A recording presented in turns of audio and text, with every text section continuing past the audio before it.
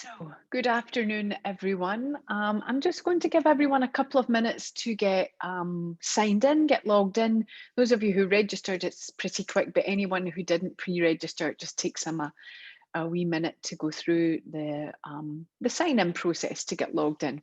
So we'll get going just in a couple of minutes.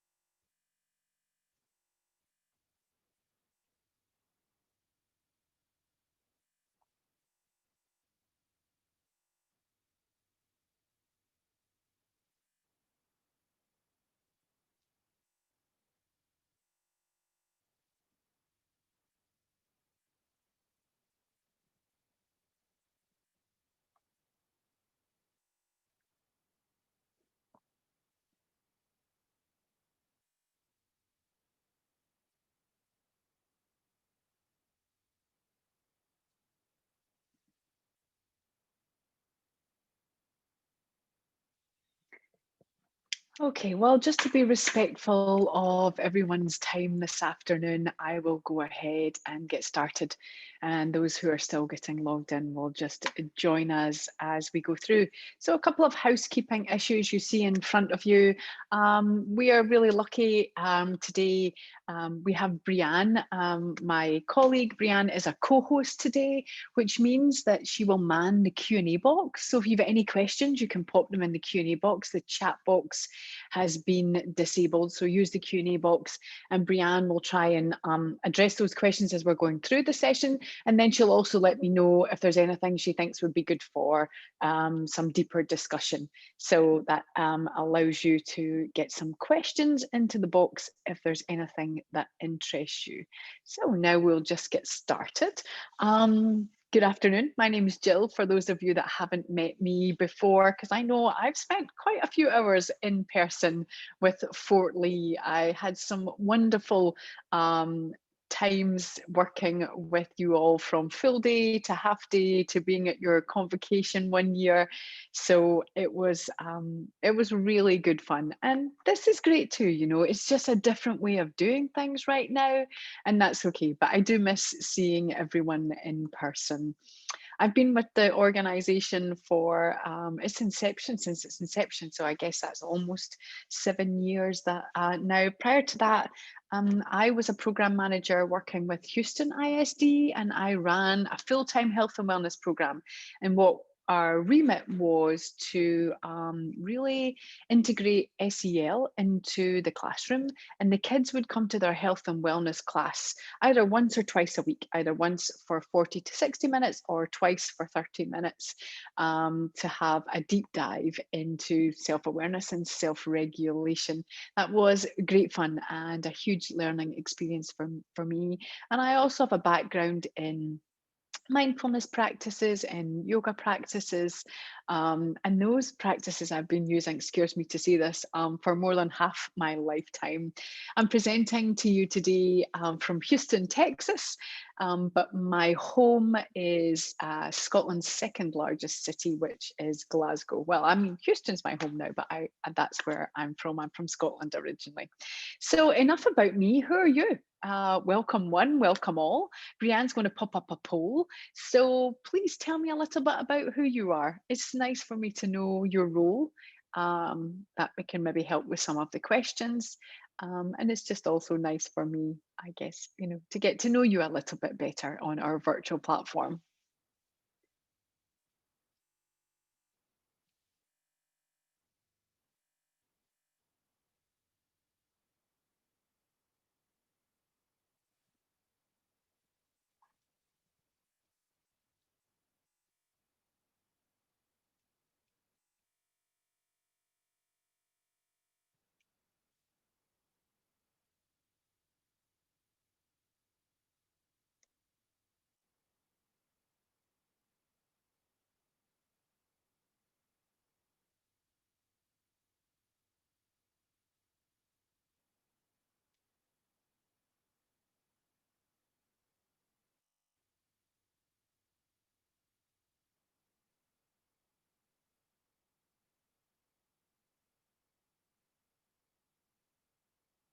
Okay, let's see then.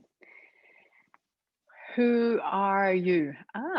So highest number, 63% of you are student support providers. So welcome. We also have elementary teachers, secondary teachers, administrators. That's a really nice across the board. I always like to say the more sort of variety we have in terms of the people who come along to these sessions and start to address educator self-care, the more beneficial it is across the district. So thank you for giving us a heads up as to who you are. That is super useful. And who we are, right?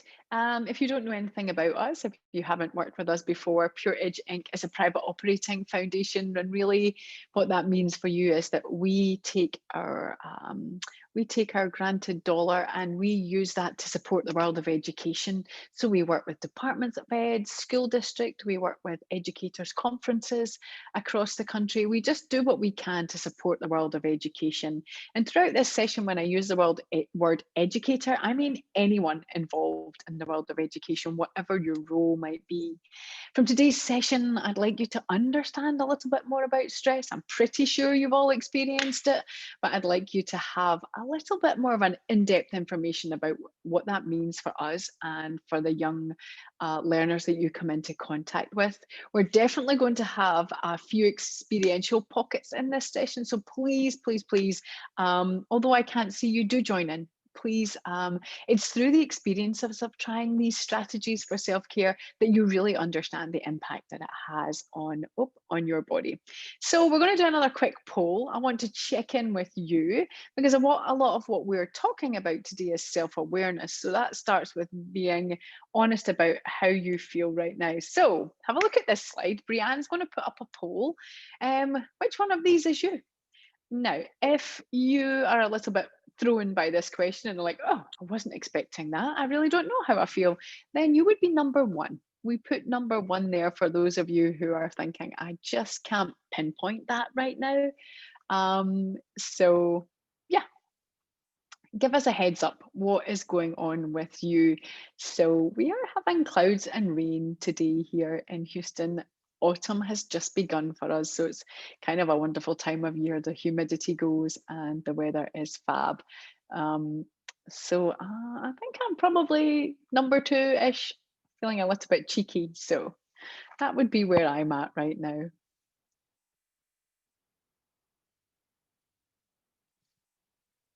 Don't worry if you're sitting there going, if something just doesn't pop into your mind, that's okay. Sometimes it takes a little bit of time and practice to be able to sit down and kind of put a handle on what's going on. Okay, we're going to give you 10 seconds more and then we will see the results. Dun, dun, dun, dun, dun. Okay, how are you guys doing? So we've definitely a few people who are like, I'm a little bit not sure. We have a fair amount of people who are 6, 7, 8, and 9. I'm going to add to that and say 6, 7, 8, and 9 in the last 3 months have probably been the most common responses we have had to this poll. So don't worry if you're feeling a little bit discombobulated right now with everything that's going on in the world. I think that's normal. And those of you who are feeling, pretty up there and happy, good for you. Again, right now, it takes more work to be up there in that top row 2, 3, and 4, right? To get yourself feeling a little bit more positive and not sort of influenced by everything that's going on around you, because as humans we definitely get influenced by everything that's going on around us. So we're going to start off with our first strategy. The strategies we're using today are called brain breaks, and that's exactly what they do. They give your brain a break. So notice I've changed into an upright chair just so you can see me a bit better. My feet are firmly planted on the floor and I'm just resting my hands on my thighs, and my hands are empty. So come join me, empty your hands, lay down your devices. Come and join me for a mindful minute. Relax your shoulders. Now I'm sitting up tall, but not too tall. I don't want to be all Sergeant Major, but with kids, when we work with kids, we call this seated mountain. But for us, it's kind of like your go to position. And what happens is as you start to sit here with regularity, your body starts to go, oh, I know what we're doing. We're about to take a break. And so it's just sort of that little training aspect. Close your eyes, relax your shoulders. Now, during this mindful minute, there's a couple of things I'd like you to notice. First off, I'd like you to notice what's going on with your heartbeat. So check in with your heartbeat. Notice if it's beating fast or slow. And then notice where you feel your heartbeat. Is it just your chest, or do you notice it anywhere else in your body? And then the second thing I'd like you to check in with is your breath. Notice your breath. So how are you breathing? Fast or slow? You know, maybe you rush to get here and get logged on and your heart rate has raised and your breathing is fast. See if you notice your breath in your lungs, in your chest, but see if you also notice it in your abdomen. Notice your breath at your nostrils. Is it warm or cool? And then finally, thinking about that emoji slide, how do you feel right now? So see if you can sort of name, are you tired, excited, curious, anxious, overwhelmed, sad, delighted? What's going on with you, right? See if you can sort of think, oh, this is how I feel right now. And that again, you know, it's sometimes easy to do, sometimes not so much.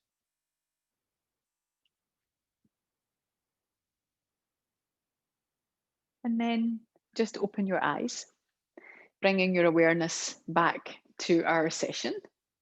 And for a second, just notice how you feel. So, this mindful minute is a fantastic tool in your day for anyone, but especially for educators. It really gives your brain the chance to switch off and switch back on again. You know, we ask a lot of our brains. We sometimes forget the brain is just like any other part or muscle in the body. It's a muscle, right? And it needs exercise, but it also needs rest. It needs downtime too. So, thinking about your mind, you know, sometimes when you have had your phone on too long, or your computer, your tablet, your laptop, and it starts to spin, the wheels spin, you've got too many apps open on your phone, everything starts to go on a go slow, and you have to shut it down or restart it, reboot it. You also have to do that with yourself, right? In order to sort of allow our brain to be the best version of itself, we have to give it breaks. We can't assume it can just keep going and keep going. So I just want to touch on a topic that's near and dear to educators all over the country right now, and that's social emotional learning. If any of you are implementing these strategies as a support staff or in the classroom, whichever tier, tier one, tier two, or tier three strategies you are involved in, social emotional learning is really important in the education of young people. But what we know to be true is that social emotional learning actually starts with the adult, right? It starts with us. Only when we manage ourselves better can we then hope to explain all this to young people, right? And so the strategies, and I'll just flick through these. If you'd like to know more, a little bit more about the Castle competencies, then please go to their website. You'll find a wealth of information there. But the two things we're really going to touch on today in terms of your social emotional learning are self-awareness and self-management. That's really what this presentation is built around. And you know, it's a true thing to say that in the world of education, you're trying to have an impact on young people's lives, right? Um, but you know, in order to make a difference in somebody else's life, you have to first make an impact on your own. And more science backs up this really simple statement that when you are balanced, when you are able to self manage, when you are self aware, when you can regulate your emotions, and when you can model that, you have a much bigger impact on those around you than if you're the opposite of all of those things, right? Now, the strategies I'm going to share with you today, super simple, super effective. We're going to do breathe, move, and rest strategies that are all going to have a positive impact on the muscle that is your brain, that have a positive impact on the muscles that make up your body, and really have the capacity to change how you view what's going on with you and understand at any given day what is going on with you. So we're going to try and do the strategies today with nasal breathing. Absolutely nothing wrong with mouth breathing. It's really important at times. It's really more of a cardiac cardio. If you're doing something very cardiovascular, running, Zumba, swimming, high energy, you quite often need to breathe with your mouth. But for the purposes of the strategies we're doing today, remember, we're trying to build resilience. We're trying to build self-awareness. So we want to use a nasal breath because it's really pretty impactful. I've put up a few benefits of nasal breathing, but really a couple that definitely resonate with me is why breathe with your nose? Well, that's why you have a nose, right? Using your nose as your body's breathing apparatus, and you use all these nasal passages that sit right below your brain. And this has a big impact on your central nervous system. And the other thing is that in the world of education, you guys are using this all day long. There's a real benefit to having some time where you relax your jaw. So we're going to try a simple breathing strategy. Come and join me once again in that seated position, sitting upright in the chair. Your back is away from the back of the chair. Your hands are empty. This is called even in, even out. And it's really, really super effective because we're lengthening your inhalation and exhalation. It really has this powerful calming capacity on the brain. I said earlier that a mindful minute reboots. Well, even in, even out, and similar breathing strategies really actually switch your brain off, allow it to completely go back to the beginning and switch back on again. So rest your hands, relax your shoulders. If you're somewhere where you feel comfortable, close your eyes, and I'm going to count your breaths, so just follow my count. We're going to inhale 1, exhale 1, and go all the way up to 5. And when we get to 5, we'll go back down. 4, 3, 2, 1. Yeah. Relax your shoulders, and don't worry if you lose count. Just keep breathing. Breath is the answer. It's super useful. So inhale through your nose, 1. Exhale through your nose, 1. Again, inhale, 1, 2. Exhale, 2, 1. Inhale, 1, 2, 3. Exhale, 3, 2, 1. Inhale, 1, 2, 3, 4. Exhale, 4, 3, 2, 1. Inhale, 1, 2, 3, 4, 5. Exhale, 5, 4, 3, 2, 1. Inhale, 1, 2, 3, 4. Exhale, 4, 3, 2, 1. Inhale, 1, 2, 3. Exhale, relax your jaw. 3, 2, 1. Inhale, 1, 2. Exhale, 2, 1. Inhale, 1. Exhale, 1. So just allow your breath to return to its normal rhythm. And just for a moment, notice how you feel.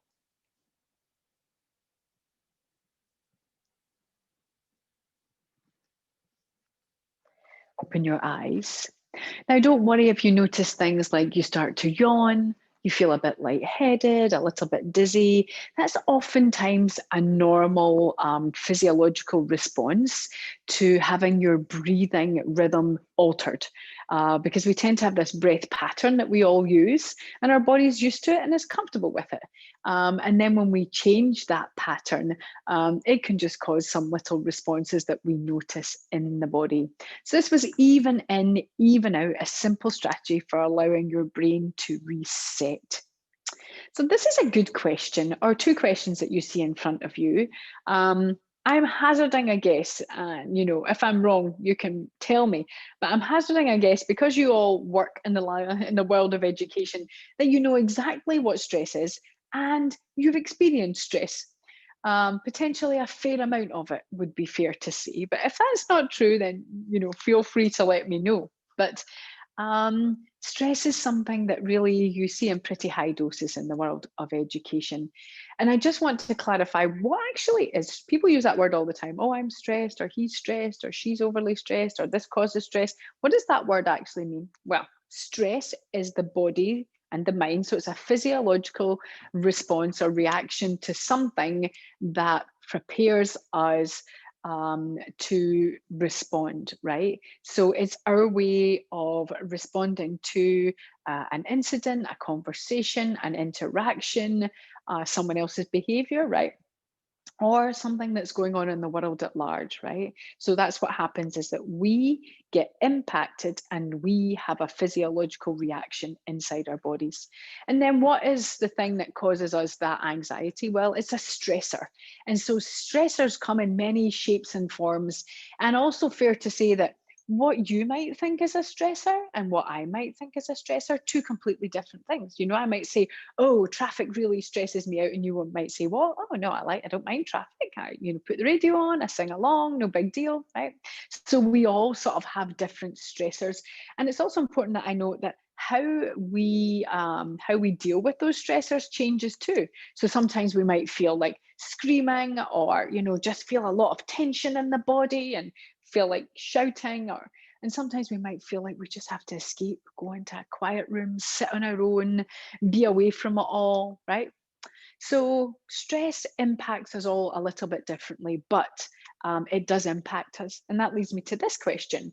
If I'm right in saying, yeah, living and working in the world of education causes you stress, where do you feel stress in your body? If you can actually feel it, where do you notice it? Now, if you want, you can pop something in the Q&A box, right? I'll have a quick look at it and um, we can see what you're saying about around stress.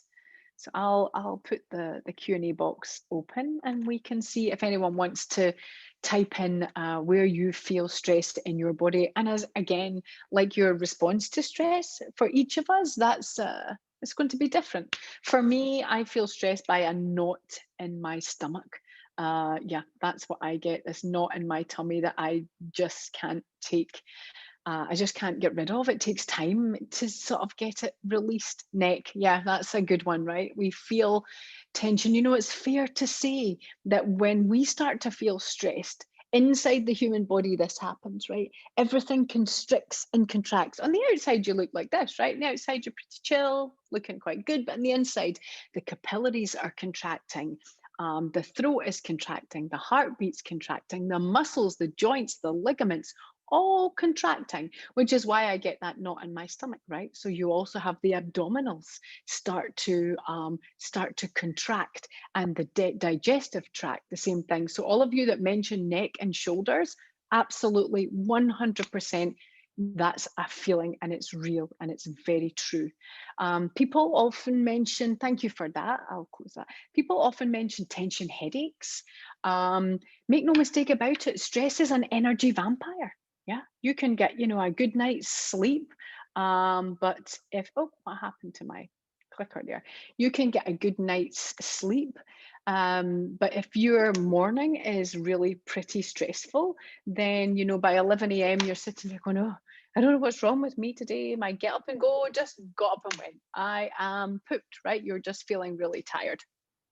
So that's something that we definitely notice. The other thing, this often makes Brianne laugh, I always like to say, is that nobody in the history of ever, when they were overly stressed, went to the fridge, opened the fridge and pulled out a salad.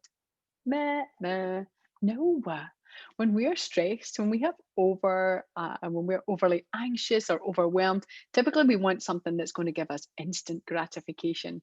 Mine would be chocolate. So chocolate, biscuits, popcorn, cookies, crisps, your favorite food, if it's pizza or a burger or margarita, glass of wine, beer. Hey, no judgment here, right? There's nothing wrong with any of those things, but just noticing sort of when you make that choice, right? Did you make it because that's really what you want, or did you make it because you just need something? Does it take away your stress? No. Does it make you feel better in that moment? Does it give you instant gratification? Oh yeah. Yeah, I mean, favorite foods do that for us. We're oftentimes very motivated by food. But here's something, it's fair to say that if you feel stress in your body, we also feel joy. And again, you can use the Q&A box if you want to drop something in. Even when I look at this sentence and I see the word joy, I start to feel lighter. The word stress makes me feel heavy and dark, I guess. The word joy makes me feel light. I notice I smile, my eyes feel brighter. People often say to me, "Oh, Jill, I feel joy in my whole body, or in my face, or around my chest." It's also something we note. And what that really is information to you about is that your body is sending you signals if you take time to listen. And oftentimes, because we're anxious and overwhelmed, we've got a lot going on, we miss the signals that our body is sending us, right? So, um, leading on from that, not all stress is bad stress. Absolutely not. There's good stress too. And you know what? That good stress is important to us. If it wasn't for that good stress, you wouldn't get out of bed in the morning, right? When the alarm clock goes off, beep, beep, beep in the morning and you wake up, it's a stress response that gets you going. So the brain dumps an espresso or a drip coffee of hormones into your body. Adrenaline, cortisol gets you going, gets your heart pumping, gets the blood flow increased, gets the brain active, gets you out of bed, gets you the capacity to get ready for your day ahead, right? So we really need that. Athletes use stress all the time to enhance their performance. So what we have is that we have this response to stress where stress is beneficial. If you've got a task that's got a goal, a deadline, that deadline, the setting of that deadline is a good stress for you because it makes sure you get the task finished. Without that deadline, there's no reason for you to push on with a chore or a task. But here's what happens. So stress here, good. And then if you just see that gray curve at the back of the screen, whoa, then it changes. At the tipping point for the human body, stress stops being beneficial and it becomes detrimental. And that's where we feel the knot in the stomach, the neck and tension shoulder. It's where we feel overly fatigued, anxious, and overwhelmed. It weakens the immune system, it affects our performance. Stress really impacts us in a fairly huge way. And right now, the CDC came out with this information. I'll just pop this up for you to cast your eyes over. Not only are we impacted by the stress of our day-to-day lives, right? The things that are going on with us and our work and our families, we also have this sort of stress on the peripheral here. It's sort of, out with our control, the stress of the pandemic that we're dealing with and everything, how it's impacting not only here in the United States, but all over the world, and the media is bombarding us every day. So we have that going on too, that's really affecting us. So what we're going to do is a simple breathing strategy using our nasal breath. We're going to try and alleviate, some of the stress that we're feeling. We're going to use this strategy to see if you can notice a little subtle difference in your body before and after. You may or may not. It's just always good to check in. So you're going to take one hand up and spread out the fingers a little bit. This is starfish breath if I'm working with little kids. If I'm working with middle and high school or adults, then we call it take 5. Excuse me. So just open up the fingers, take the index finger at the opposite hand and place it just at the base of the thumb here. And what we're going to do is inhale around and exhale around the hand, tracing the fingers. Once you get an idea for what we're doing, try not to look at me, try and look at your own hand, really focus on what's going on with you because that's beneficial, not to be sort of distracted by things going on around you. So breathe in through your nose and move the finger to the top of the thumb. And breathe out through your nose and move the finger down the other side. Let's do that again. Inhale, take the finger to the top of the index finger and exhale slowly down the other side. Remember to relax your shoulders and your jaw. Inhale to the top of the middle finger And exhale slowly down the other side. Inhale to the top of the ring finger. Exhale down the other side. Inhale, slow breath, and down the other side. That's the little finger. Exhale. Let's go back the way we came, right? Inhale to the top of the little finger. Exhale down the other side. Inhale to the top of the ring finger. Exhale down the other side. Relax your jaw. Inhale, top of the finger. Exhale down the other side. Index finger, inhale. Exhale. And last one, the thumb. Inhale to the top of the thumb. And exhale down the other side. And then just relax your hand. Let your breathing return to normal. And for a moment, just notice how you feel.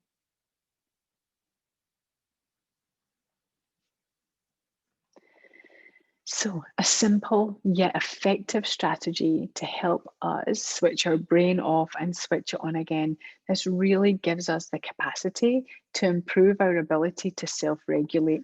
Now, what sort of issues are we facing right now? I'm going to click through these on top of everything else that you have going on in life. So you have your normal day-to-day stressors with your job, with your families, with your lives. And also we have all these additional stressors that we're coping with. And that's why the CDC has come out and said, things are problems that are stress related are on the increase because we've not only got our own daily life hassles, so to speak, we're also really impacted by all these other things. Increases in screen time, we're spending less time with our friends and our families. We're maybe not moving around as much as we were. If you're in a classroom, great, you still have that activity, you're moving around the school. But, for some teachers, they're not in the classroom. They're working from home, doing sessions like this, webinars or Zoom meetings, Teams. And so we're not getting out and about. And you know what? Human beings need contact. We thrive on being with other human beings. Have you ever walked into a room not feeling so great and a group of people are chatting and they say, hey, and they call you over, and before you know it, you're ensconced in their conversation and you're laughing and, being part of the group, and all of a sudden your mood has changed, right? So, human beings really thrive on that contact part of our lives, and so we're missing out on that too. So we really do have a lot going on that we're trying to manage right now. Now, the stress that I'm talking about, the stress that's impacting us in a negative way, is something called allostatic load. And, the easiest way to sum up allostatic load is it's the wear and tear on the human body as stress accumulates, right? So just ask yourself this question. How often do any of you who have tuned in today stop, sit down and think, you know what, I've had a busy day today. I'm going to stop and take a load off me. I'm going to just take some time for me here. I'm going to alleviate some of my stress. My guess is not so much. We tend to be these sort of people that the more the stress accumulates, the more we sort of ride that racetrack. We get on that merry-go-round and we can't get off. It's hard. You just have to, you're like, I need to get this done, need to keep going, right? And then you kind of never seem to find that ability or that capacity to stop. This little backpack analogy really sums it up. So if you imagine, for example, imagine that you're going to climb a flight of stairs, right? And I say to put this backpack on, you're going to climb a flight of stairs with the backpack. And the backpack I give you is completely empty. And I say, okay, climb to the top of the stairs and then climb back down again. Off you go. So you climb to the top of the stairs and you climb back down. You're like, well, that was okay.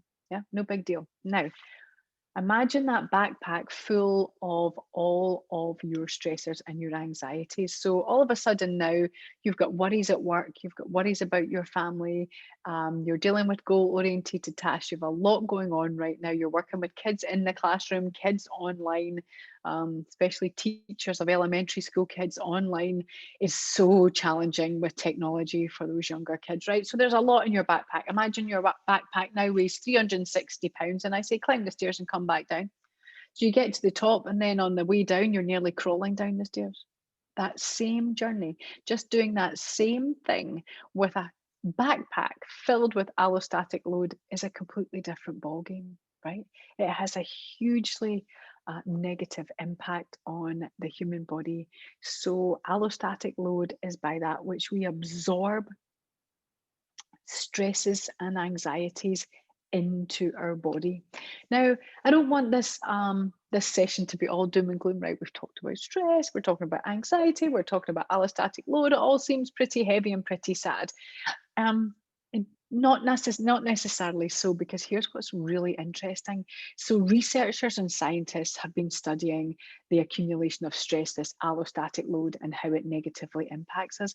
But what they also found that's really incredible is that if you stop throughout your day and take some time to take a load out of your backpack, you can alleviate allostatic load. What they found was that if you use the very muscles, the tissues, the fibers of your being that are affected by allostatic load in a positive way, you can help to dissipate the impact of allostatic load.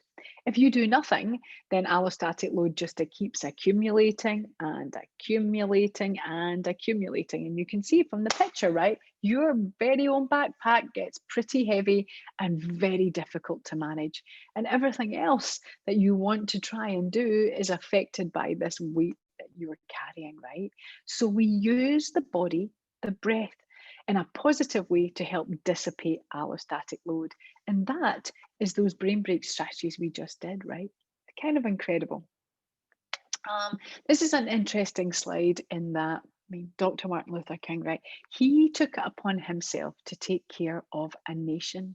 So we can only assume that his allostatic load was probably enormous, absolutely enormous, right? He had a lot in his backpack. So although it wasn't stress that ultimately caused his death, we know it was assassination, but what we know is how the stress of his life impacted his body. So allostatic load causes wear and tear, damage on the body. It really impacts us. It impacts our organs and our hearts and our muscles unless we do something about it.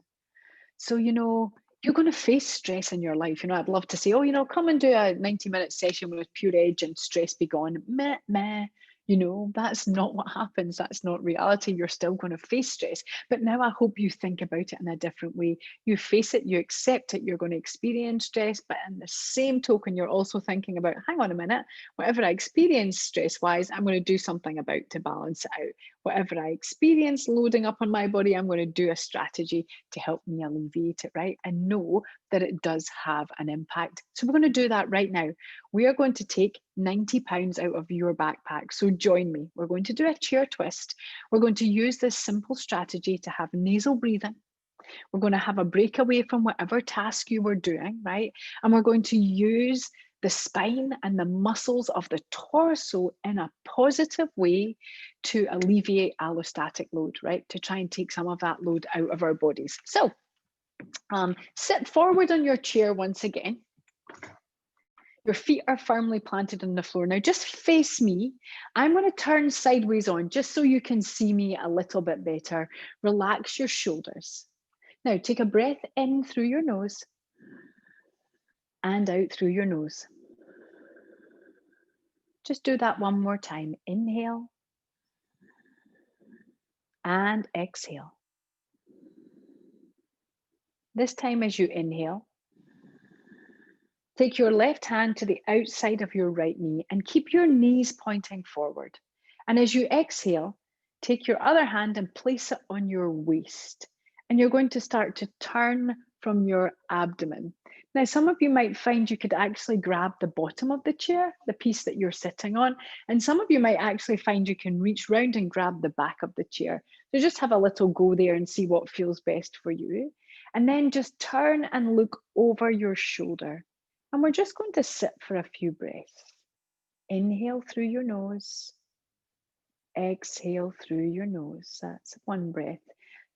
Notice any popping sounds and just acknowledge that they're okay. That's normal. Inhale and exhale. Let's do one more. Inhale, sit up tall. Exhale, can you twist a little bit further? Inhale, turn back towards the front.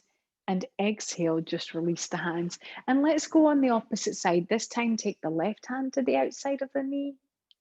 Inhale. And exhale, place your hand on your waist, on the base of the chair, or on the back of the chair. And keep that exhale going as you turn and look right over your shoulder. Relax the shoulders, draw the tummy in. Inhale and exhale. That's one. Relax the shoulders, focus on the breath. Inhale. Can you twist a little bit further? Exhale. Let's just do one more. Inhale and exhale. Inhale, turn back towards the front, and exhale, just relax your hands. And for a moment, just notice how you feel. Not only notice how you feel, just have a think about the fact that you have just alleviated or dissipated some of the stress that was sitting in your body, perhaps because of stressors that you faced today, or perhaps it was something from last week or from yesterday, right? It doesn't matter, but what is really important is that we are doing something positive about the impact of stress on our body. Now, you might be wondering, why are we doing all of this? I mean, why has your school district asked me to run this session? Well, really, they've asked me to run this session because they care about you and your well-being. They want you to know that self-care is important. But a lot of why we're doing this is because we want to be responsive versus reactive. Right? Being reactive really isn't good for us as human beings. It's pretty fatiguing and definitely very exhausting. If you think about it, think about a time in the last week or so where you reacted to something, right? You had a reaction. And after you had that reaction, you were like, drat, I wished I hadn't have done that. I wished I'd maybe have said this or behaved in that way, or I shouldn't have done that, or should now, how do I fix it, whatever, right? So not only is being reactionary very stressful and very fatiguing and increases our allostatic load. Not only that, we also have the brain gets fatigued because we use 50% of the brain's whole capacity on ruminating on the ifs, ands, could'ves, would'ves, should'ves. So when you're doing a job and you're trying to focus on that job, only 50% of your brain is focusing and the other 50% is ruminating about all the ifs and ands, right? So that in itself is also makes it hard for us to focus, but it also makes it really fatiguing, right? So we want to use these strategies. We want to alleviate allostatic load so that more and more and more we build the resilience to be responsive versus reactive. That means stress comes along, and instead of us going bam, react, we're able to go, hold on a minute, let me just stop. Just take a breath and think about this, right? And the more we do this, the more adept we get at doing it, right? Which is also incredible. We're building our brain's capacity to cope. This is a really interesting slide. I'll let you read it for yourself, but it's really true, right? The more that you prioritize your health and well-being, the more impactful you are on those around you. And that's how we started this session, right? Talking about, how making an impact on you has a bigger impact on everyone else around you. It's essential that your health and well-being are protected. It's essential that you take care of yourself. And then as an adult, you're a role model. So when kids see you, they understand that you feel emotions, have emotions. They understand that you also need to self-regulate. You also have to take breaks in your day to manage what's going on. It really is such a good signal to send out to young learners to be like, this is life. We have to learn to deal with it. We're not just set up to cope. And so we use these strategies to help us build resilience. And, adding on to that, make no mistake about it, but stress is contagious. So if you're going into work and you're feeling anxious, overwhelmed, and stressed, that stress that you take goes into your workplace with you. My colleague Anne always likes to say education's a circle. And it's not like educators are outside the circle teaching those that are inside. No, you're all in the circle. So whatever you take into that circle in terms of angst and anxiety, the people in it absorb it, and vice versa. Whatever everybody else in the department and the kids bring into that circle, you absorb a certain amount of that too, right? How often has a child come to you with a high amount of anxiety or stress, and all the way home, you're driving the car home, you can't stop thinking about them? What am I going to do for Joe? He needs help with this. If only I could do that. Maybe I could try this. Maybe I'll speak to the school counselor. Maybe I'll get advice from the class, right?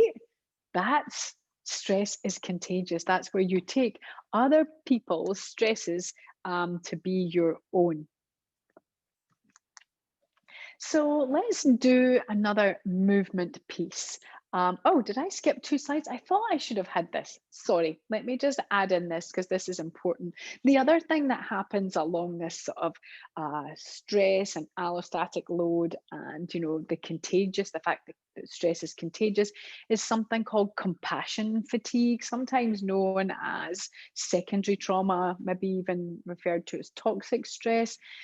I just like to say in this way, if we think about it along the lines of compassion fatigue, it's whereby, you have this cumulative effect of working with potentially colleagues who are stressed and anxious, kids who are stressed and anxious, and you absorb it, right? Causes you to have something called compassion fatigue. And if you think of it along this way, and this is just super simple because it's way more complicated than this, but imagine that you've a lot going on with you. Your backpack is overflowing. You've got 390 pounds in your backpack. You're like this, oh my goodness, right? Think how fatigued you feel with 390 pounds in your backpack.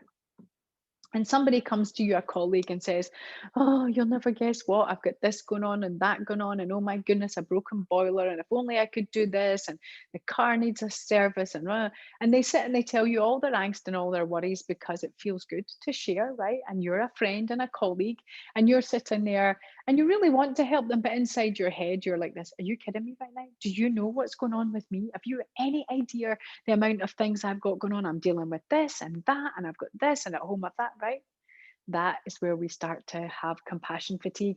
And that's sad because, by nature, by absolute default, human beings have empathy and compassion. And if the environment that we're in and the anxieties that we face are taking that away from us, it makes it really difficult to do our jobs. It makes us really difficult to thrive in the world of education, right? So let's do something. We're going to do a movement piece because remember, we're trying to alleviate allostatic loads. We're going to use the body in a positive way. We're going to use a nasal breath. So we're going to have that impact on the brain that's super useful. And this is really good if you've been sitting for long periods of time. I'm just going to pop my shoes off. You do not have to. Sit forward once again in your chair. Sit up nice and tall in this sort of seated mountain position. And I'd like you to inhale and take one foot up on the other. So I've put my ankle on my knee. So my right ankle is just above my left knee. Now, some of you might find from the get-go, you're like, oh, my knee doesn't like that. In which case, fine, not all knees are comfortable in this externally rotated position. I'm just going to lean back so you can see on my camera, but you don't need to do this. You'll have both feet are on the floor, right? You're going to take your right leg and cross it behind your left, and the feet are down on the ground, yeah? So that gives you two options, really. Option one is to be here. Option two is to cross the right leg behind the left. Same, just eases that intensity if it feels uncomfortable on your knee. So take a deep breath in now.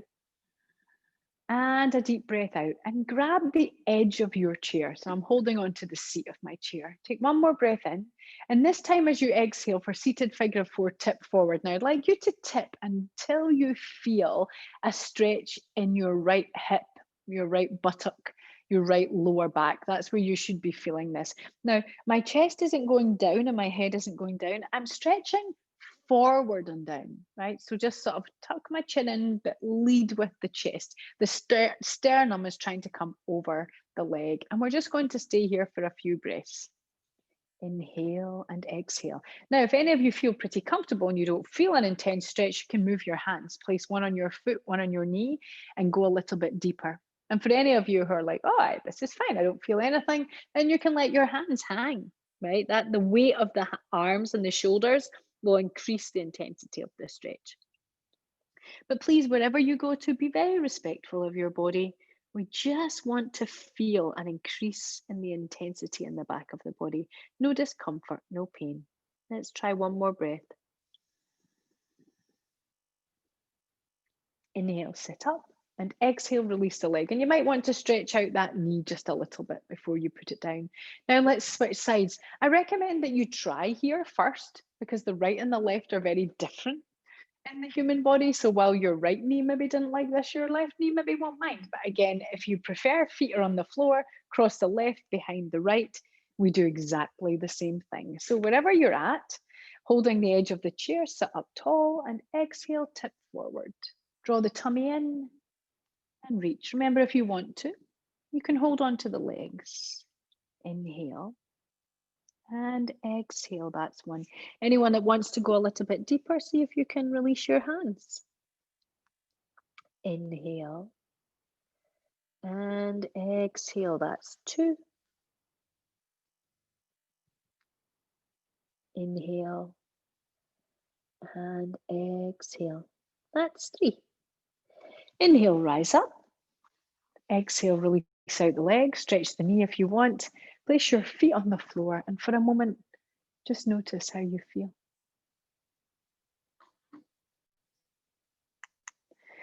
So we're going to chat a little bit about the neuroscience because, of course, this session's called the Neuroscience of Stress and Educator Self-Care. How are we impacted not only physically but mentally when our stress is increased, when our allostatic load is on the increase? And we're going to keep it really, really super simple today. And we're going to talk about two parts of the human brain. We're going to talk about the prefrontal cortex. Now, the prefrontal cortex sits here above the nose, behind the eyes, and up towards the top of the head, right? So that's the prefrontal cortex. And the other part we're going to talk about is the amygdala. You actually have two amygdala, one in the right hemisphere of the brain, one in the left hemisphere of the brain. And the amygdala sits below the nose and behind the lower part of the face, right? So below the nose, the cheekbones, and the jaw. And when we talk about this, I tend to like to use Dr. Dan Siegel's handy model of the brain. So we talk about the brain in this way. So this shows that part of the brain. So this piece here, my wrist, that's the brainstem. So the brainstem comes out of the back of the head and goes down into the central nervous system. These four fingers here that you see, that's the prefrontal cortex that we just mentioned, right? And my thumb, do you see how it's tucked in? The thumb is being protected and supported by the prefrontal cortex. And the thumb is all of the human emotions.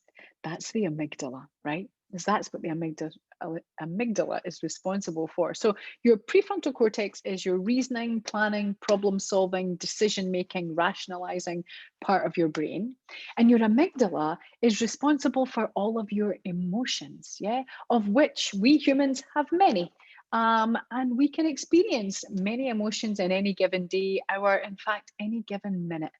And we like to call this a happy brain because the prefrontal cortex, the reasoning, planning, problem solving part of your brain, is supporting your emotions, right? That's self-regulation right there. That's where you think, oh, I'm so mad. And your reasoning part of your brain goes, don't be silly, Jill, don't be mad, no big deal, right? So then you don't have that reaction. You're able to be responsive. Let me just go off track for a minute to say, did you know that the prefrontal cortex does not mature in boys until around 25 and in girls around age 21, 22? Let's just think about that for a minute. The reasoning, planning, problem solving, executive function part of the human brain doesn't mature until you're in your mid 20s. So what does that mean that the young brain is driven by? What is the stronger part of the young brain if we're maturing the prefrontal cortex? Pretty sure you've answered this question. It is, of course, The emotions. You know, kids, babies are born with a fully functioning amygdala. That amygdala from the day they're born is strong and impactful and effective. Think about it. How do kids communicate when they're born? When they can't talk, they can't reason, they can't plan, they can't problem solve.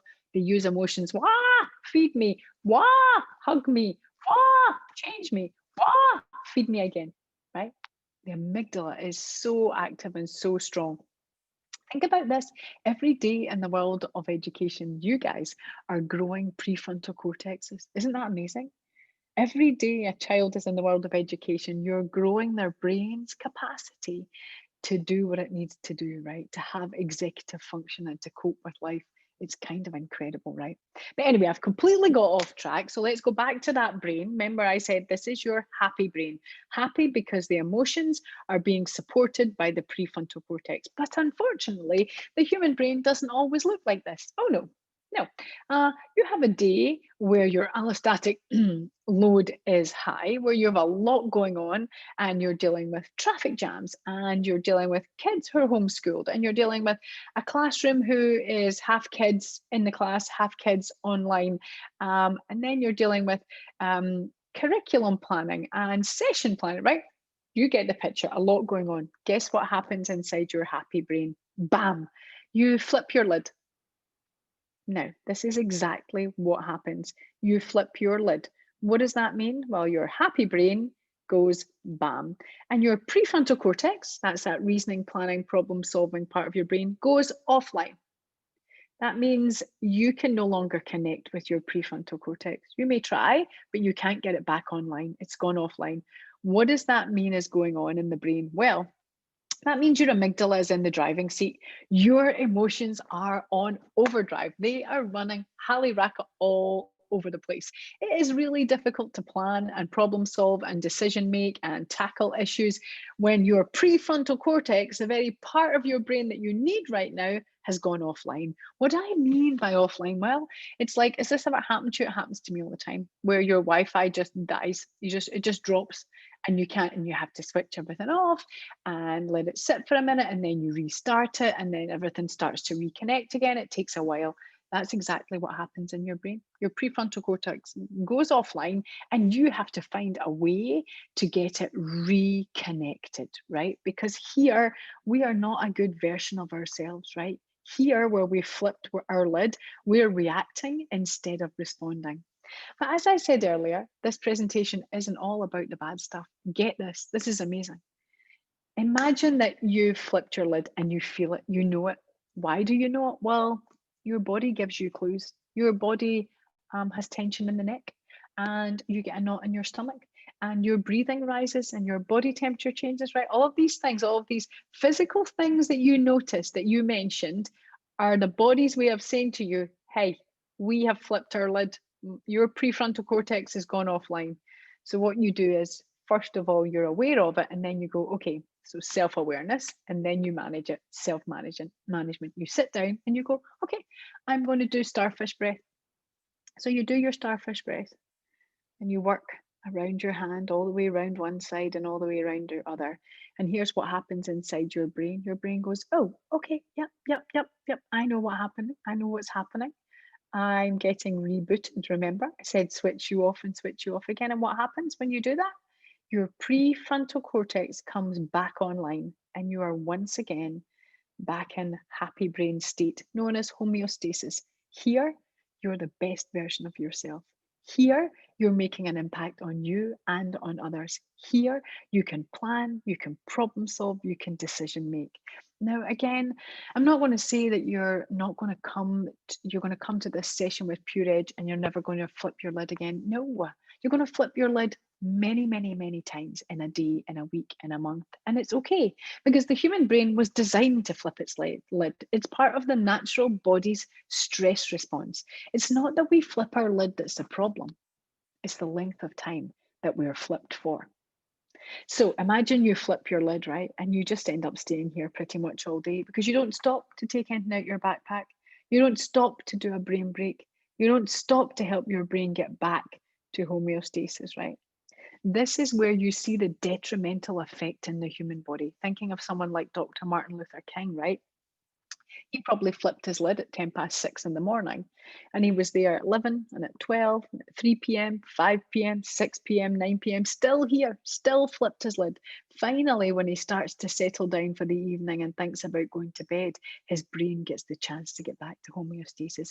That's when we see the negative impact on the human body. Imagine you flip your lid, but you do a brain break and you come back to here and you flip your lid again, even in, even out. Flip your lid again, chair twist. Oh, flip your lid again. It's okay. Seated figure of four. Flip your lid again. Mindful minute. You get it. This is a healthy stress response, right? Where the human brain is doing just this, but quite often it needs help. It gets here, it gets offline, and it can't get back online by itself. And you have to give it a little nudge by doing a brain break, by stopping and giving the brain a chance to reboot and come back to happy place, right? You don't want to be stuck here. So it's just a case of learning that we have the capacity to do this and giving the brain a little nudge in the right direction. Incredible, right? So the other part of the neuroscience I want to touch on, how am I for time? Oh, we're okay, is the vagus nerve. So the vagus nerve is really the super highway of the body. It's the 10th cranial nerve. It's the longest nerve in the human body. And not only is it the longest nerve, it's the only nerve that touches all of your internal organs. So it runs here from the brain stem, comes down the back of the neck, passes behind the carotid artery and goes into the body. It touches the heart, the liver, the kidney, the spleen, the large intestine, the small intestine, the pituitary gland, the adrenal gland, all of the human body, all of our functioning organs connected by the vagus nerve. Now, why is that so important? Well, as I say, it's like a highway. It's 3 lanes each side. So there's 3 lanes in your vagus nerve from your brain to your body, and there's 3 lanes on the other side from your body to your brain. Now, I don't know about you guys. Our big highway here in Houston is 5 lanes each side, I-10. We have I-10 and 610. Now, when those highways are flowing and all those lanes are open, everyone's happy. Life is good. We all get where we're going. The lady on the news, traffic reporter on the news, she's bored because she's like, yeah, I've looked at all the cameras. There's nothing to report. But start to have an accident, start to have an incident, start to have a few lanes closed down, start to have this, and what happens? Oh, everything changes. We go into traffic jam land. Everyone is sitting nose to tail. Nobody's going anywhere. I mean, you finally get where you're going, but it takes you 3 times as long. And by the time you get there, you're completely exhausted. Well, that's really what happens with your vagus nerve, right? When the vagus nerve isn't functioning to the best of its capacity, only one lane is open. So the information gets around the human body, but it's slow. Because, make no mistake about it. We are in the mind and the body are intrinsically linked, right? How you teach your mind affects your body, and how you treat your body affects your mind. Now, what's incredible about the vagus nerve is that more and more research and studies have told us that you can improve your vagal tone with deep nasal breathing exercises. Now, what does that even mean, improve vagal tone? I mean, it in itself just sounds a little bit crazy, right? Well, as I said earlier, it's simple. It's just like you have to take care of your muscles. So say, for example, you wanted to grow your bicep. You wanted a bigger bicep. You wanted big guns. You wanted a stronger bicep. Well, you'd buy a dumbbell and you'd do bicep curls every day to build the strength of this muscle, right? And it gets better. It gets stronger. It gets bigger. It gets more efficient and more effective. That's what happens with your vagus nerve. You do breathing exercises every day, and your vagus nerve has got 5 lanes open each side. It becomes more efficient, faster, it's more responsive, right? Now, you can't ever feel your vagus nerve. It's not like you can sit here and go, I'm toning my vagal nerve. I will make you stronger. Nah, it's really subtle. It's so subliminal and deep in the body, you'll never feel it. But know it's going on and know it's important, because when my stomach has that knot in it, when your neck feels that tension, when your arms and shoulders feel tight, it's your vagus nerve that is keeping you well. So what happens is, for example, my knot in my stomach sends a message via the vagus nerve into my brain, says, hey, things are not good down here, brain. You need to come and have a look. Via the vagus nerve has a look and says, oh, you're right. Too much adrenaline, too much cortisol in there. And actually, I think your white blood cell count's a little bit wacky. I'm going to fix that. Via the vagus nerve, the brain sends the correct information around the body to help bring me back to homeostasis, right? To help regulate those organs, to help change the balance of adrenaline versus oxytocin, of cortisol, right? Helping me be the best version of me. Incredible, right? That simple breathing strategies can help your body and your mind be more connected and take better care of you internally, as well as you doing brain breaks to take care of this, right? Now, all of this is also important because, you know, when we do these brain break strategies, when we stop and engage with doing these simple self-care strategies, this incredible thing happens in the human brain. And I love this slide because, you know, brain break strategies are like a bubble bath for the brain. Those of you who have young kids or parents of young kids, yeah, your days of having bubble baths are numbered. You won't get that again until your kids leave home. I'm teasing. My kids are grown up. I have Jess and Connor, and Jess is 26 and Connor's 23. So I have the luxury of time to soak in a bath. But for a lot of parents, that's not the case. So thinking about maybe even a hot shower, you know, when you come in for a long day and you stand, you're like, oh, this feels so good. Oh, this is just what I needed. That's what your brain does when you get a brain break. Your brain goes, oh, this feels great. And what does it do when it feels great? Your brain increases the amount of neurochemicals it produces, it increases the amount of neurotransmitters. So we're more alert, more effective, can concentrate, can plan and problem solve. Because of these neurochemicals and neurotransmitters, our mood improves, our endorphins improve, and your memory improves. These are all really important when, one, you're trying to do your job as an educator, but also for kids when they're trying to learn. This brain is the best learning version of itself. This brain can learn really effectively because it's here. This brain really struggles with learning, with retaining information, with absorbing new information, with staying focused, with not getting fatigued, right? So we always want to ensure that we're teaching ourselves here, right? So if we're doing new things, we're here, but for kids too, right? We want to be the best version of ourselves.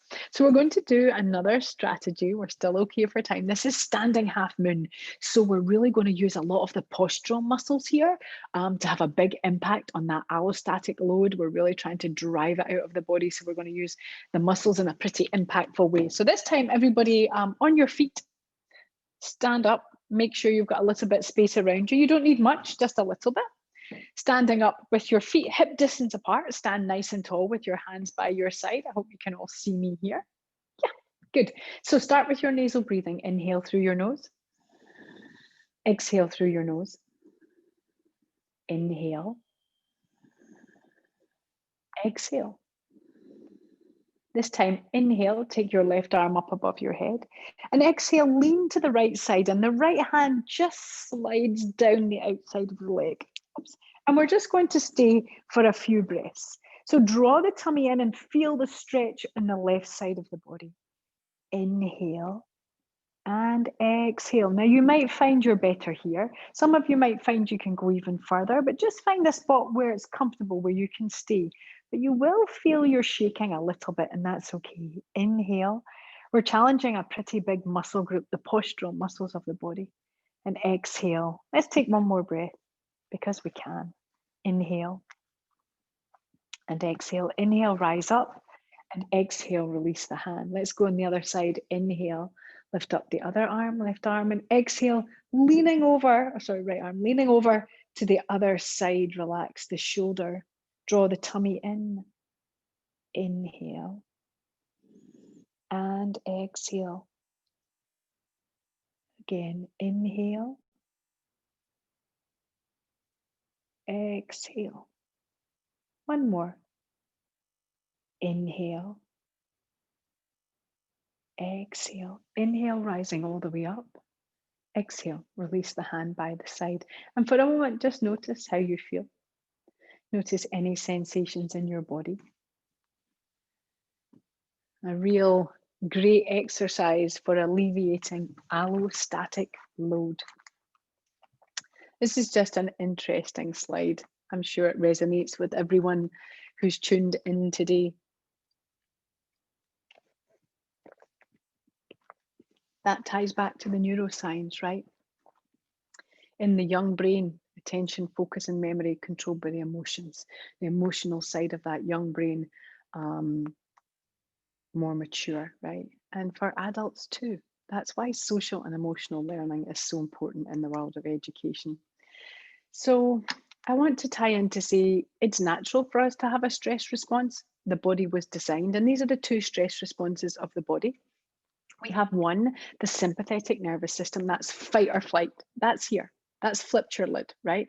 Now, fight or flight is necessary when we're facing a threat, when we feel threatened, when we feel at risk, when we're in harm's way, right? You want your fight or flight to kick in, absolutely. But sometimes our body goes into fight and flight when there's no stress. Well, no, not when there's no stress, but when there's no threat, right? When we're not in harm's way, but it responds as though we are. And we also have the other side of our stress response, and that's the parasympathetic nervous system. That's here, that's happy place, that's rest and digest, right? And so, as I said to you, we were designed to use and move between both of these stress responses. We don't want to be in either one of these too long, right? And with the kids that you work with, you want to acknowledge that here they're going to be here sometimes. It's okay. And they're also going to be here sometimes. But we don't want them stuck here, and we don't want them stuck here. When they need to respond, when they need to use their fight or flight, you want them to be able to use it, right? But we want them to be able to manage their emotions. So it is human nature that we have these stress responses. And I say that because, we're never going to manage stress to a point where we don't have it. We want to have it. It is good for us. It is how we oftentimes work best as humans, but we also want to be able to understand it and manage it. And so both of these little images you see have flipped their lid, right? They're both here. But do you see how they respond differently? And this is what I said at the beginning when I said how we physiologically respond to stress can be different. So sometimes you go into the blue zone where you just want to be on your own. You become a little bit withdrawn, aloof. Um, you don't want to engage with people. You don't want to make eye contact. Sometimes we're the other side. Sometimes you're shouting loudly. You feel a lot of tension in the body, a lot of aggression, maybe near to tears. So it's a little bit of temper and anger. Again, normal human responses, nothing wrong with these. These, again, we were designed to do. But what we want to use is use these simple brain break strategies to be in the green zone, right? That's here. That's happy place.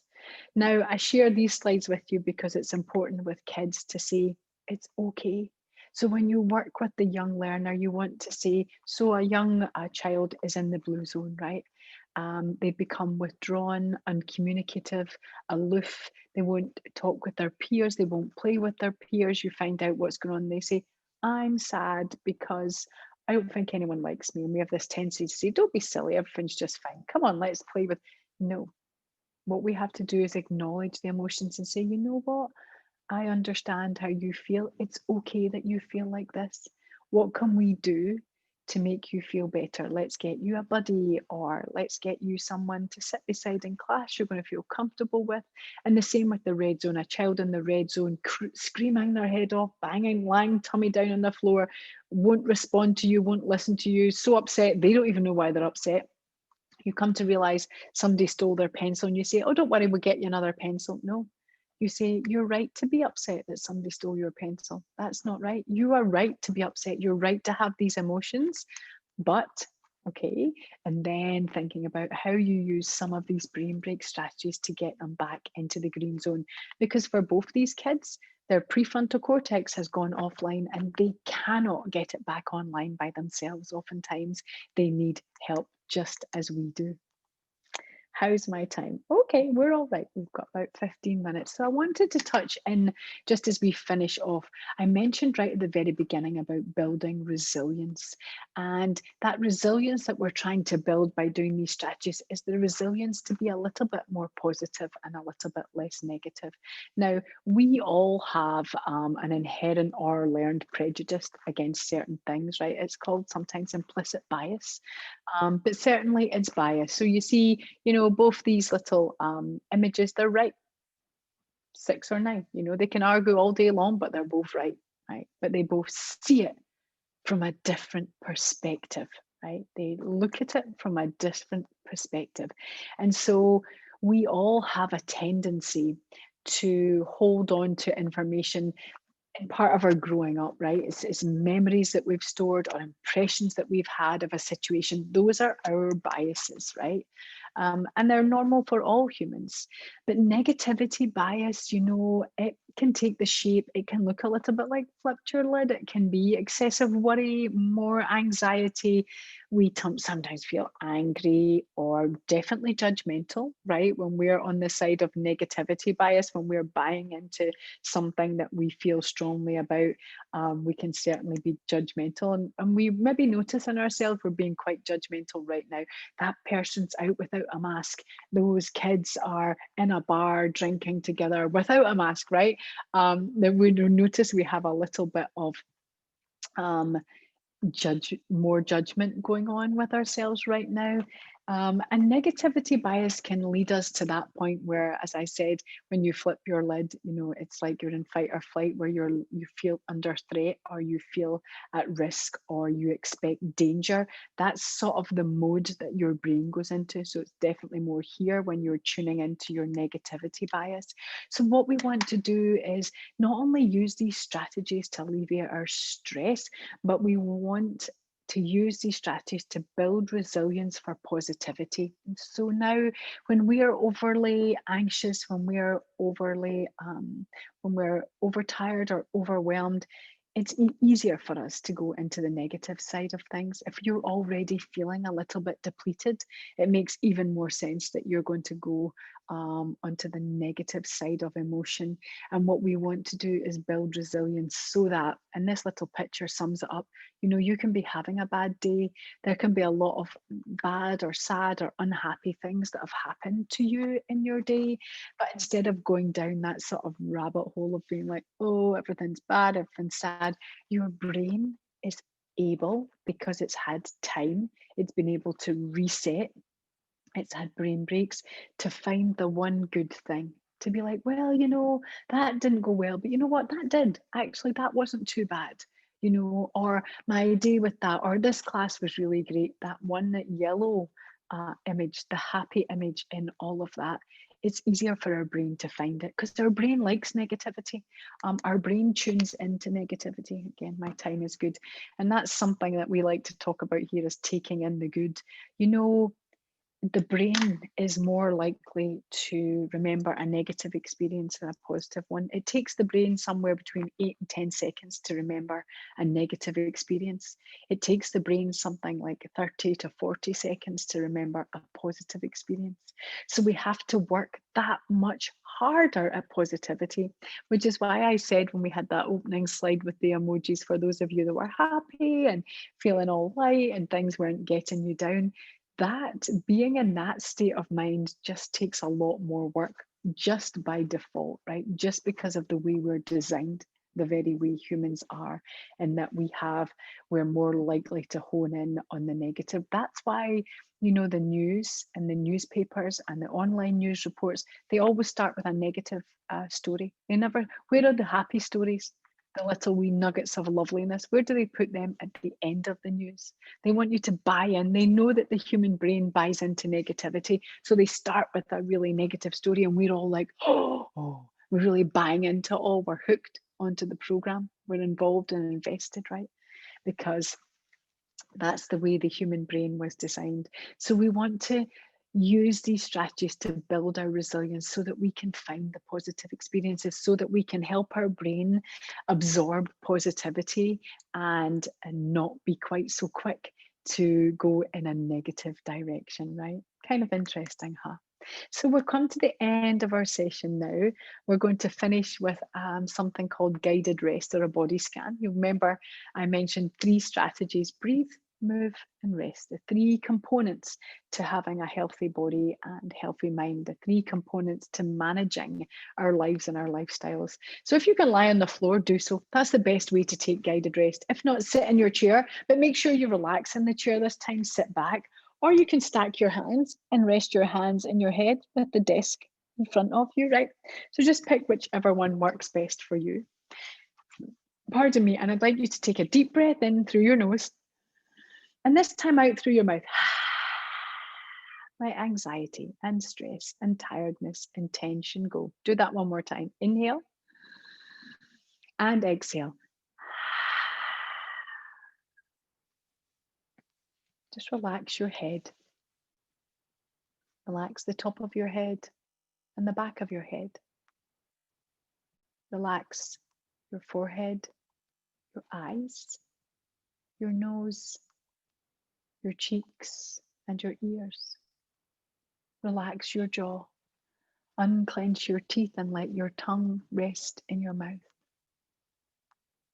Relax your neck, your throat, your chest, and your upper back. Relax your right shoulder, right bicep, right elbow, right forearm, and right wrist. Relax the back of the right hand, the palm of the right hand, and the fingers of the right hand. Relax the left shoulder, left bicep, left elbow, left forearm, and left wrist. Relax the back of the left hand, the palm of the left hand, and the fingers of the left hand.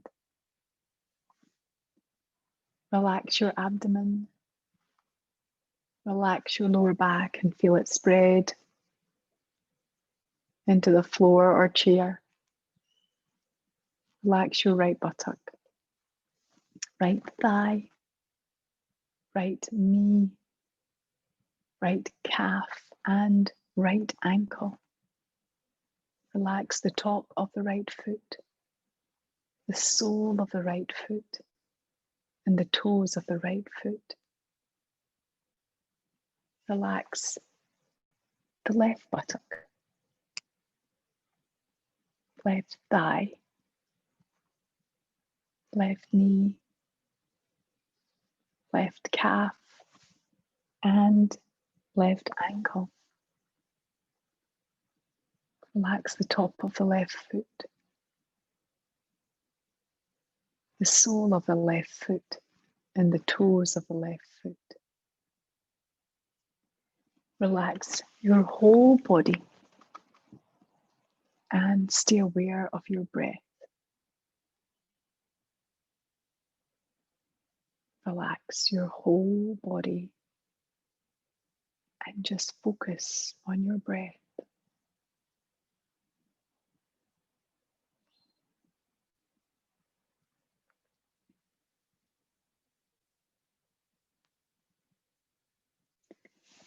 So just slowly and carefully now, start to bring some movement back into your fingers, your toes. And then just gently, slowly and carefully, just bring yourself back to a sitting position where you can once again see the screen. And for a moment, just notice how you feel.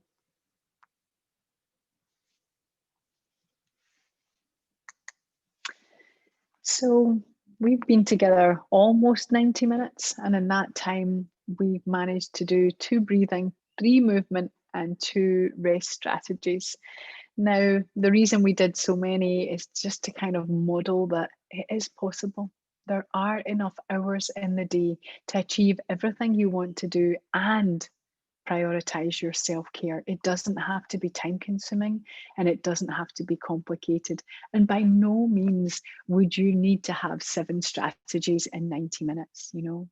Really, if you're managing a breathe, a move, a rest strategy every day, you're doing a fantastic job. The takeaways that I want you to have from this session is just remember, stress impacts you physically and mentally. It stops you being the best version of yourself. That you can use simple strategies to help to alleviate and dissipate the allostatic load that builds up in our bodies. And remembering that your brain's a muscle. It needs exercise too. It needs rest too, right? And that all of these strategies help us to build resilience towards being more responsive, and resilience towards affecting the biases in our mind, right? Trying to tune in or find the positive versus the negative. So taking in the good, right? Our website, if you wanted more information, is www.pureedgeinc.org. You're going to find on-demand webinar library there. You're going to find video resources, curriculum resources, age appropriate, and these are in English and in Spanish. And some of our webinars even have American Sign Language. So please go check out our resources, see what resonates with you. And working in our role, we've also been partnered with Headspace, and we'd like to offer you access to the Headspace app free of charge. Wow, that's music to our ears, right? So no charge for the Headspace app, which is typically about $100 something a year. So educators are going to get the app for free. Now, it's really important. Don't go download the app. Don't do anything like that yet. Just type in what you see. So you can take a photo of the screen so you remember. You're going to open up a landing page on your browser and you're going to type in go.headspace.com/pure edge. Notice 2 E's.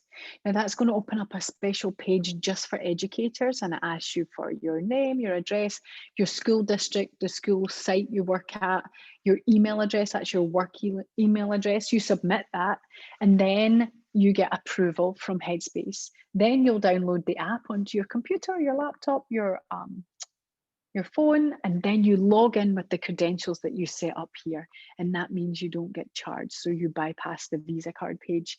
So it's just a great resource, because one of the things about self-care is finding strategies that resonate with you. The more comfortable you are with a strategy, the more you enjoy it, the more likely you are to repeat it. So go through our resources and find some things that resonate with you. Go through Headspace or any other apps that you find, and find the things that you really enjoy, because then you're definitely going to stick with them.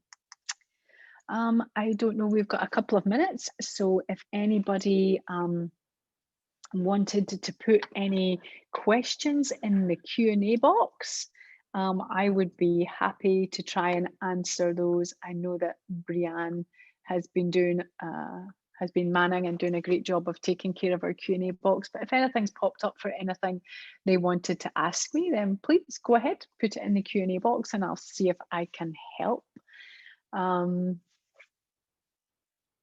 Somebody's asking, hang on, I can't see it. Oh, can you show the Headspace info again? Sure, let me go backwards. There you go.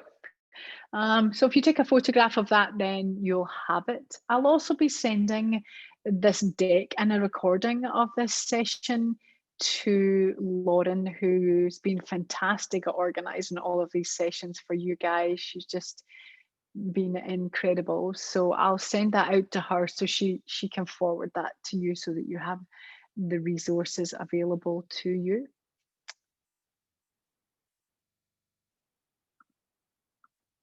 Oh, lost my screen now.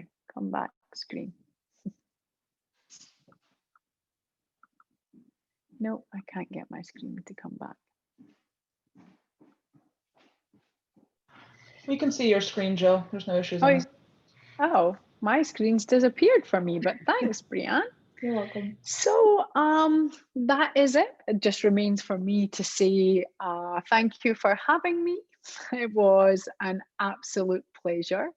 I hope you really enjoyed the session. Feel free to reach out if you have any questions, any thoughts or queries. As I say, you can reach out through Lauren, who will have these resources, or you can reach out to us directly at pureedgeinc.org. So everyone, thank you for being here. I hope you took away one thing that resonated with you. And until I see you next time, because we're planning some more sessions for everyone, take care, take self-care, stay safe, and toodle pip. Thank you. Thank you.